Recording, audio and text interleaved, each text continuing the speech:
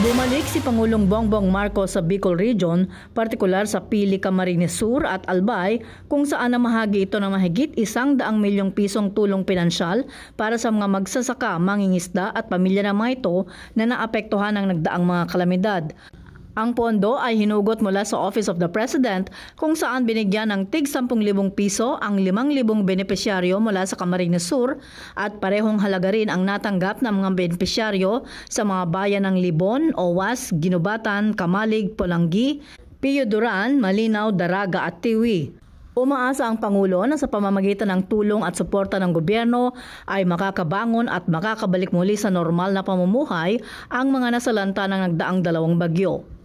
Narito po ako muli upang personal na maghatid ng mga karagdagang tulong para sa mga kababayan nating lubhang naapektuhan ng Bagyong Christine dito sa Camarines Sur. Binigyang diin ng Presidente na ang nangyaring matinding pagbaha sa Bicol ay epekto ng climate change, kaya kailangan gumawa ng maayos na solusyon upang hindi na maulit ang matinding pinsala.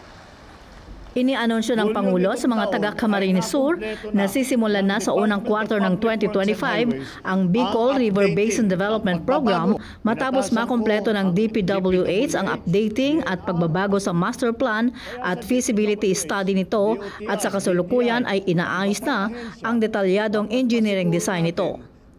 Ang nabanggit na project ay noon pang 1973 at natenga ng matagal na panahon. Next year, pagsimula ng pagpasok ng New Year na 2025 ay masisimulaan na natin itong ating mga ginawang plano para hindi na ganito kalala ang pagbabaha sa Bicol River Basin. Inatasan ko ang DPWH, DNR at DILG na makipagtulungan kasama ang lokal na pamahalaan upang maging integrated at future-proof ang kanilang mga plano at proyekto para sa Bicol River Basin. Nais din ng Pangulo na maging matatag at maayos ang paggawa sa River Basin para masigurong hindi agad ito masisira. Para sa agenda, Aileen Taliping, Abante Radyo.